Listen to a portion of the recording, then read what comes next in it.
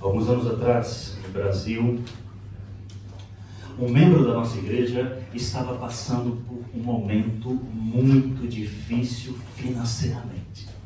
Eu não sei se vocês já passaram, eu já passei por momentos assim.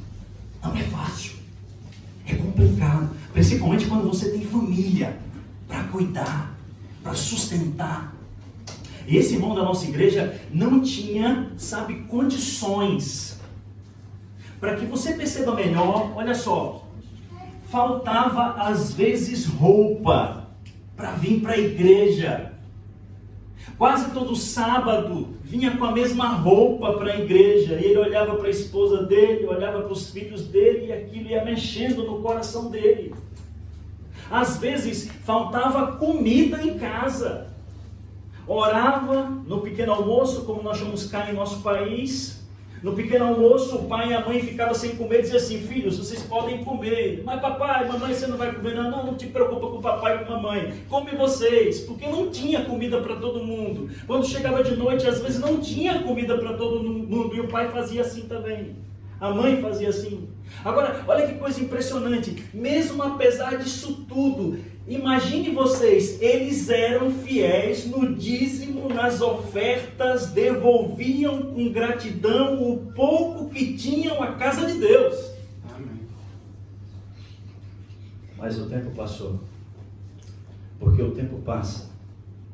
Não é a mensagem de hoje, mas às vezes eu gosto de falar para jovens.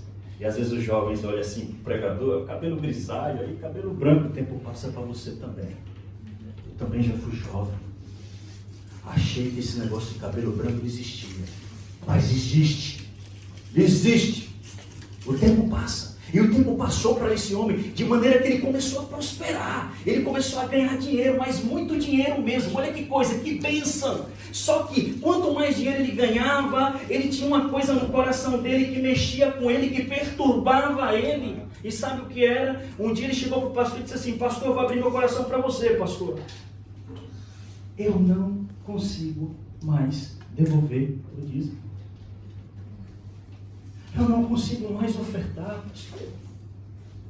Sabe, pastor, é o seguinte, naquele tempo era muito fácil, pastor, eu era pobre, eu não tinha nada, mas agora olha para mim, eu sou rico, tenho muito dinheiro, eu não estou conseguindo mais, pastor.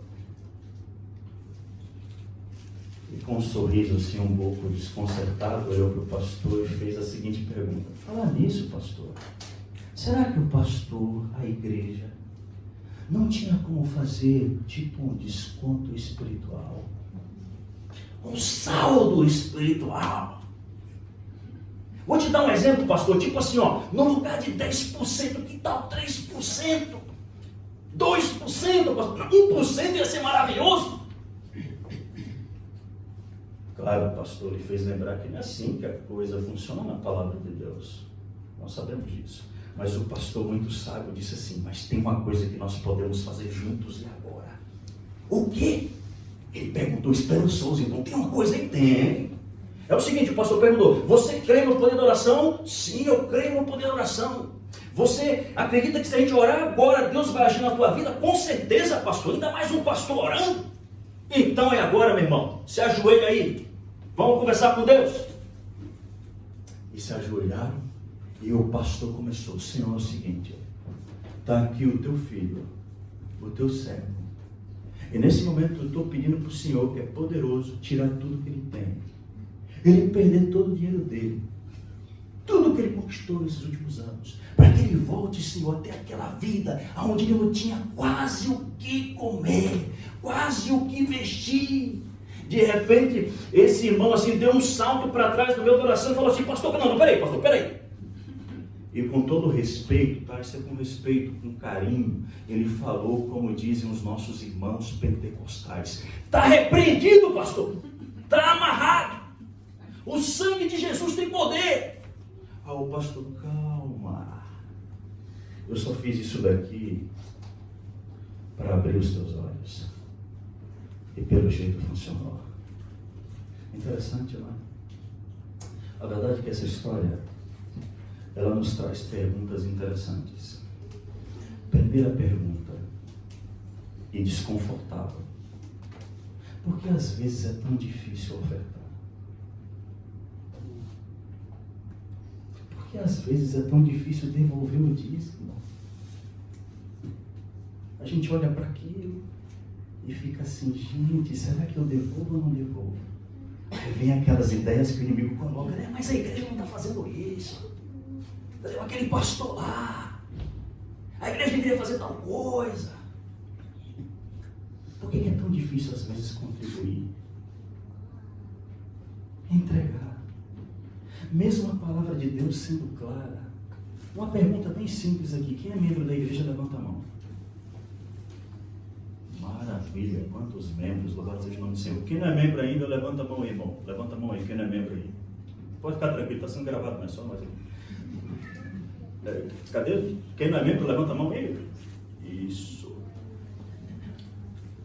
Eu tenho certeza que muitos aqui sabem, porque a Bíblia é clara. Trazei todos os dízimos à casa do Malaquias 3:10. O que mais? Porque Deus ama quem dá com alegria. 2 Coríntios 9:14. Eu tenho certeza que todos aqui talvez saibam. O Senhor ordenou os que anunciam o Evangelho que vivam do Evangelho. 1 Coríntios 9:14. Repito, por que é tão difícil devolver, entregar? Mesmo a gente sabendo que na igreja de Deus o dízimo sustenta a missão, o dízimo alcança vidas no fundo do poço, o dízimo alcança pessoas no buraco, no lamaçal do pecado, mantém ministérios. Pergunto por que ainda assim nós continuamos sem querer, sem ter força, sem vontade, sem interesse. Por quê? Presta atenção que aqui está o ponto central da nossa reflexão de hoje. A dificuldade de ser um mordomo fiel, presta atenção, a dificuldade de ser um mordomo fiel nem sempre vem da falta de fé. Muitas vezes ela nasce de feridas emocionais, de experiências que moldaram a nossa relação com o dinheiro, de crenças equivocadas que carregamos na nossa vida, inclusive com o que pertence a Deus. Não é por falta de fé, não é por falta de conhecimento da palavra de Deus, não é por falta de oração, não é por falta de leitura da Bíblia. Muitas vezes ela nasce de feridas emocionais que a gente está carregando, de marcas emocionais que carregamos sem resolver. Por isso é o seguinte, irmãos, nós te orientamos, em primeiro lugar, parar um pouco, olhar para a sua história. Afinal de contas, a dificuldade que a gente sente hoje, a resistência que a gente sente hoje, pode ser uma ferida de ontem. Não é só falta de conhecimento, não. Sabe, você falar do dízimo, das ofertas para adventista, todo mundo sabe que é 10%, que nós temos que ser generosos, que a gente tem que abrir o coração, que a gente tem que contribuir para a missão, a igreja tem que cumprir a missão, o mundo está clamando, Jesus tem que voltar, e nós temos que participar, nós temos que contribuir, Deus está dando para você, Deus está dando para mim, não para você guardar. Nem sempre é falta de fé. Porque às vezes a gente pensa assim, o irmão lá não está devolvendo o dízimo, não está devolvendo as ofertas porque é falta de fé. Nem sempre é falta de eventos, seminários, palestras, sermões acerca da mordomia cristã. Às vezes é uma criança ferida que cresceu ouvindo, por exemplo, pastor, igreja, líderes espirituais são todos a mesma coisa, só querem o nosso dinheiro.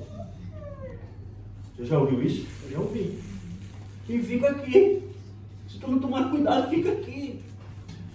É tudo igual, irmão, é tudo igual. Olha lá o pastor tal. Olha, tá vendo? Só quer dinheiro para si, não quer saber da alma, não quer saber da ovelha e tal. Às vezes a gente cresce ouvindo ideias tipo assim, olha, é impossível você ser crente e ser rico ao mesmo tempo, não tem como. Você ser fiel sendo rico é impossível.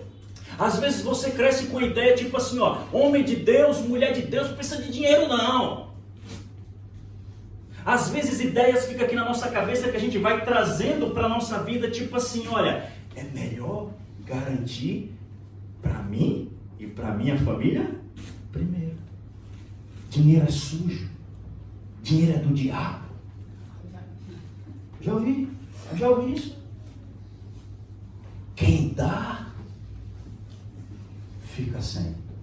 Ou como aconteceu com uma senhora da nossa igreja. Eu atendi ela recentemente. E ela chegou e falou assim, olha, quando eu era criança, eu passava fome, passava frio, passava necessidade, não tinha conforto, não tinha nada que um ser humano básico precisava para a vida. Por quê? Porque o pai dela, enquanto ganhava, gastava com bebidas, com mulheres, com jogos, com vícios. Fazendo com que ela crescesse cada vez mais com pânico de passar necessidade. Resultado, mesmo sendo cristã, mesmo pertencendo a uma igreja, mesmo sabendo da verdade, mesmo tendo conhecimento da palavra de Deus acerca dos dízimos e das ofertas, ela não conseguia entregar. E muitas vezes nós fazemos isso. Nós estamos aqui, mas muitas vezes nós fechamos a nossa mão. Ela ficou tão apegada ao dinheiro, como muitos de nós fazemos também, que ela não solta o dinheiro nem com reza brava. Percebe que, como uma criança que ela cresceu, vendo seus pais sendo explorados por um falso pastor. Porque tem falsos pastores, claro que tem. Falsos líderes espirituais. O inimigo se aproveita disso. E essa criança, ela cresceu vendo o seguinte, sabe? O pastor enganando os seus pais. Esse pastor aproveitava da fé das pessoas, da simplicidade das pessoas, da falta de conhecimento bíblico, e ele pregava sermões mais ou menos assim, para vocês terem uma ideia. Presta atenção, o pastor fazia assim, ó, é o seguinte, olha, você crê em Jesus, quem crê em Jesus levanta a mão. E aí o povo levantava a mão. Aí o pastor fazia assim, então se você crê, eu desafio você hoje. Traga todo o dinheiro que você tem no seu bolso, na sua carteira, na sua bolsa para Jesus. E os pais dessa criança faziam. Aí quando era outro dia o pastor, gente, é o seguinte, o sermão de hoje vai pegar fogo. É o seguinte, quem crê em Jesus, levanta a mão e tal. Aí o pessoal levanta a mão lá. Então se você crê em Jesus, olha só, essa semana você passa no banco aí, você pega o ordenado do mês, entendeu? O seu salário do mês e traz para Jesus, rapaz. E eles traziam. E o pastor continuava pregando, né? Aí o pastor um dia, ó, o seguinte, hoje é demais, mas a gente tem que fazer desafio para o povo. Então é o seguinte, quem crê em Jesus levanta a mão. O povo levantou a mão. Então se você crê em Jesus, olha só, venda seu carro, rapaz. Paulo não tinha carro, Pedro não tinha carro, tá. Venda teu carro e traz para Jesus, rapaz. Vem a pé, vem de bicicleta, vem de boleia. Aí tá, eu quero o dinheiro para Jesus. E eles venderam e trouxeram o dinheiro para a igreja. Quando foi um dia, aí o pastor, gente, agora é o seguinte, se prepare, o sermão de hoje aqui, entendeu? Vai ser demais. Aí o pastor, quem crê em Jesus, levanta a mão. Então se você crê em Jesus, esse desafio é grande mesmo, mas você vai conseguir. Venda a sua casa, rapaz. Venda a sua casa, isso. Mora na casa da sogra. Mora na casa da vizinha, de qualquer pessoa, mas venda a sua casa e traga o dinheiro para Jesus, rapaz. E eles venderam. E trouxeram tudo. Perderam tudo que tinham. Passaram a viver uma vida dura, difícil, miserável. Agora pensa comigo. Continuando esse mesmo exemplo, mesmo depois de adulta, mesmo ao conhecer a verdade, mesmo ao encontrar a verdadeira igreja de Deus, séria, organizada, comprometida com a palavra, aqueles pensamentos não saíam da mente daquela criança, nem daquele adulto quando cresceu. Ele passou a fazer o quê? Ele ficava lembrando do pai e da mãe que entregava tudo para a igreja. Não era para Jesus, era para a igreja. Né? Era para um ser humano ali. Não era para uma coisa que a gente sabe que é óbvia, sustentar a missão, alcançar vidas no fundo do poço, ajudar pessoas que estão sedentas da palavra, pregar o evangelho. Não. Aquela criança cresceu com aquele pensamento de que igreja só quer tirar o dinheiro dela. E muitas vezes nós pensamos assim, mesmo estando dentro de uma igreja séria, organizada, fiel, E esse pensamento, ele vira uma crença no nosso inconsciente, que agora a gente carrega mesmo estando dentro de uma igreja séria. A gente carrega. E quando a gente ouve falar, ou quando aquela criança ouvia falar sobre dízimo, mordomia cristã, o que fazia? Opa, peraí. Uma voz interna logo gritava, né? Eu já conheço essa história antes. Vamos lá, na hora do ofertório. Não vou dar não, porque eu não sei para onde que vai. Mas a gente sabe para onde vai. E aquela criança cresceu com aquele trauma, aquela mentalidade de que a igreja só queria tirar o seu dinheiro. Mas sabem quanto isso é sério? O quanto as nossas vivências, as nossas experiências moldam a nossa relação com o dinheiro. Agora eu quero pedir para vocês parar um pouco e refletir sobre a vida de vocês. Quais foram as experiências, quais foram as situações, as condições que vivemos para moldar a nossa relação com o dinheiro e com a entrega. Por isso que é o seguinte, gente, em segundo lugar, o conselho que é bíblico é a renovação da nossa mente. Afinal de contas, a nossa relação com Deus é maior que a nossa relação com o dinheiro. Ou pelo menos deveria ser. Se a resistência muitas vezes vem de crenças equivocadas, então esse é o caminho, a renovação da nossa mente. Isso está escrito na Bíblia. Eu vou ler para você Romanos capítulo 12, o verso 2. Olha só, Romanos capítulo 12, o verso 2. Se você trouxe sua Bíblia, abra sua Bíblia em Romanos capítulo 12, o verso 2. Você que me acompanha através da internet também, diz assim, ó, Romanos capítulo 12, o verso 2. Não se amoldem ao padrão deste mundo, mas transformem-se pela renovação da sua mente, para que sejam capazes de experimentar e comprovar a boa, agradável e perfeita vontade de Deus. O que é que o texto bíblico fala? Transformação, renovação da nossa mente. E esse é o caminho.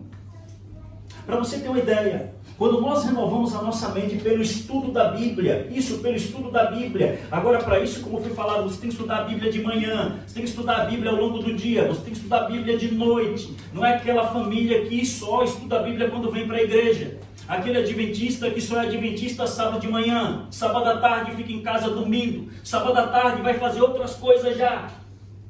Você tem que estudar a Bíblia todos os dias. Quando você estuda a Bíblia todos os dias, a tua mente vai sendo o quê? Como diz o texto bíblico, vai sendo renovada. E eu vou acrescentar uma coisa, numa esfera menor, mas para você entender, quando a gente busca, entendeu? Às vezes um terapeuta cristão, que é Deus que está por trás dele, é Deus que está usando ele, porque você tem que entender uma coisa, não importa qual seja a profissão, quem faz as coisas boas é Deus que está por trás. Se o médico é bom, é Deus que está por trás. Se o terapeuta é bom, é Deus que está por trás. Se o pedreiro é bom, é Deus que está dando força para ele trabalhar. E aí o que acontece? A nossa mente começa a mudar. Nós começamos a perceber que muitas das nossas resistências com relação ao dízimo, com relação às ofertas, sabe? Com relação à entrega, à generosidade, não vem de um coração rebelde, mas vem de uma mente moldada por medos antigos. Talvez medo de ficar sem nada e conseguir pagar as contas. Medo de não ter o que comer.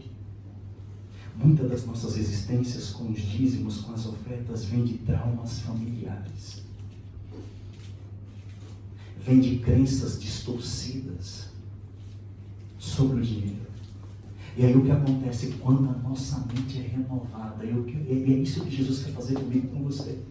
Sabe o que acontece? Nós entendemos de uma vez por todas que dar é confiar. Ofertar é gratidão. Ser fiel é um ato de cura e não de perda. E por fim, em nome de Jesus, vamos aprender a dar com alegria, com o coração grato, com o coração sedento daquilo que nós podemos fazer muito mais do que a gente pede, do que a gente pensa. Não só por nós, mas por outros também. Em nome de Jesus. Vamos aprender a dar com alegria. Afinal de contas, a fidelidade é um sinal de que o nosso coração está transformado, está curado. Esse é o sinal da fidelidade. Um coração transformado, curado. E acredite, é isso que Deus quer fazer comigo e com vocês. Ele quer que a gente tenha um coração curado e transformado. E não focado neste mundo que passa e como passa. Como o Joel falou, achava que não ia ter cabelos brancos, né? Mas Posso agora pintar? está cheio de cabelos brancos. Posso pintar também. E Deus quer que a gente não fique focado neste mundo cheio de ilusões, bens materiais, situações que nos fazem prender a este lugar. Ele quer que a gente não acumule riquezas aqui, mas que a gente acumula, a gente tem, a gente alcança, mas a gente não pode levar nada. Assim como diz lá em 1 Timóteo, vamos ler o que está escrito em 1 Timóteo, capítulo 6, o verso 7. Pois nada trouxemos para este mundo, e dele nada podemos levar. Me fazendo lembrar esse texto de uma pequena história que eu li alguns anos atrás, que falava sobre a roupa do falecido. Presta atenção. Um dia numa funerária, colocaram às pressas no falecido um fato, sem bolso. O responsável da funerária colocou um fato sem bolsos. E a família, quando viu, ficou indignada. Que absurdo! Quem já viu um fato sem bolsos? E foram questionar o responsável da funerária. Quando chegou lá, o responsável disse para eles, deu uma resposta tão simples, mas tão verdadeira, que eu acho que vocês já até sabem.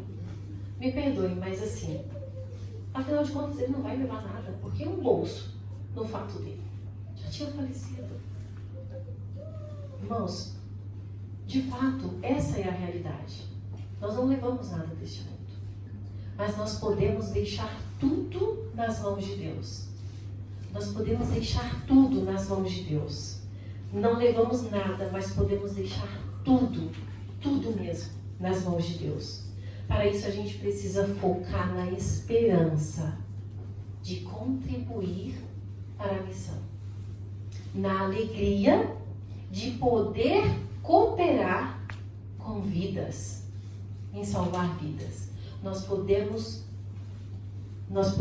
focar na certeza de que ser um mordomo fiel é estar com os olhos para a eternidade.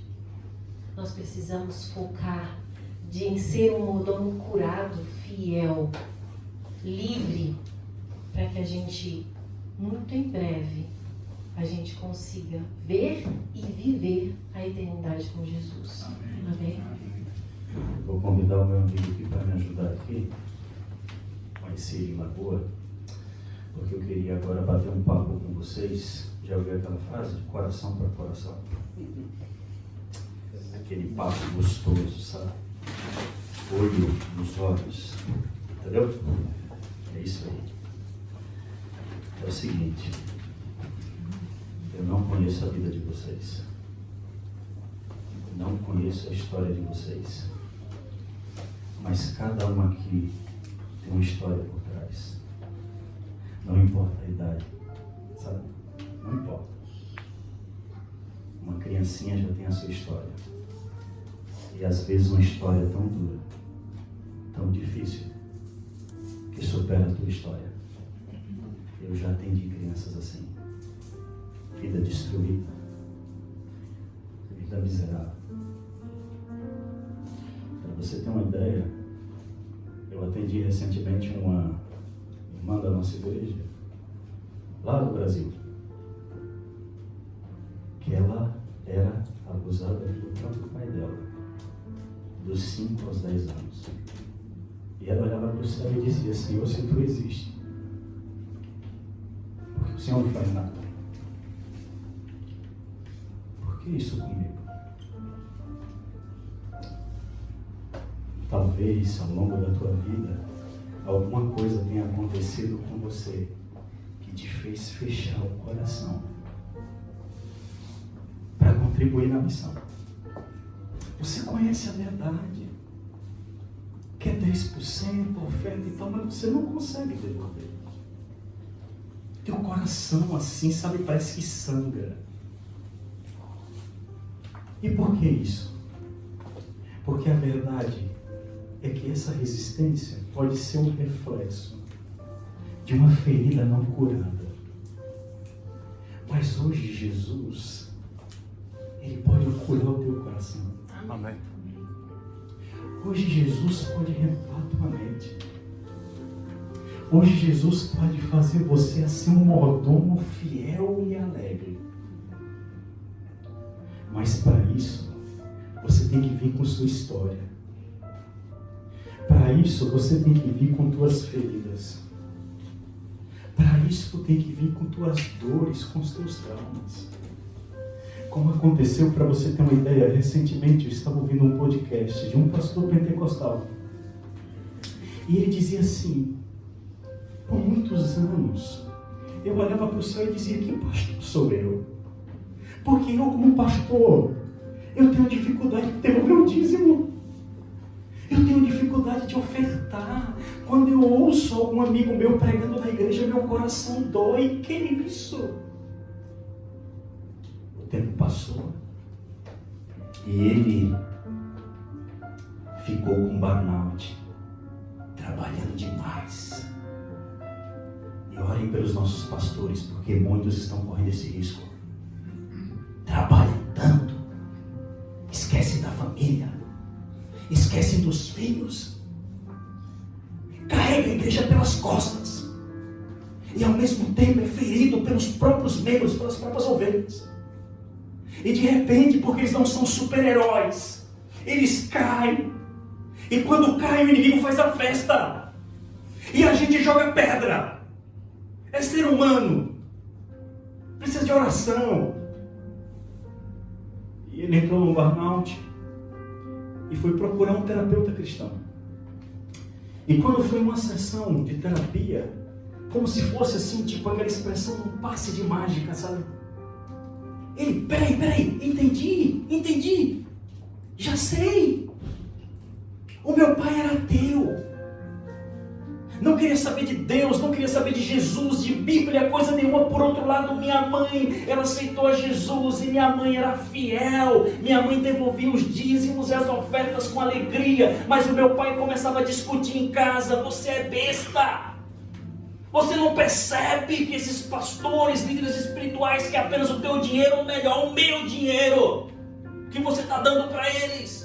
E era discussão, e aquela criança crescendo, vendo aquilo lá, o tempo todo, o pai brigando para um lado, brigando para o outro. Quando foi um dia, o inimigo se apossou daquele pai, e aquele pai perdeu a razão e bateu na mãe, na frente do filho, por causa de dízimos e ofertas. Aquela criança cresceu e virou um pastor com o coração ferido, com o coração machucado, que ele não entendia, mas quando ele ouvia a palavra dízimo, ele se levantava e saía da igreja. E ele ficava perguntando, Deus, quem sou eu? Que pastor sou eu? Mas não era porque ele era rebelde, é porque ele tinha uma dor dentro dele. Ele tinha um trauma que ele carregava, que Jesus podia curar. Porque Jesus cura todas as dores e todos os traumas. E Jesus curou o trauma, a dor daquele pastor. É por isso que eu digo para você, vem com tuas dores, vem com os teus traumas, porque você sabe, você pertence a uma igreja fiel à palavra, que leva a mensagem de esperança ao redor do mundo, que diz para você que Jesus não está preocupado com o tamanho da tua oferta, não. Jesus não está preocupado com o valor do teu dízimo. Ele quer curar a tua relação com Ele. Ele quer teu coração limpo, transformado, livre. E Ele quer fazer de você um mordomo curado e fiel, cheio de alegria. Cheio de alegria. Por isso, querido, hoje o meu apelo: Vamos parar de andar com Deus assim, ó, como diz lá os brasileiros. Brasileiros, olhem para mim aí. Olhem para mim. Andar com Deus assim, ó. Vocês conhecem? Assim, esse gesto aqui, ó. Coração duro, não solta por nada. Mas não dá nada para ninguém. Chega de andar com Deus assim, rapaz. Vamos andar com Deus assim, ó. De mão aberta. Senhor, aonde o Senhor quer que eu contribua? Aonde o Senhor quer que eu devolva a minha oferta? Senhor, está aqui o meu dízimo.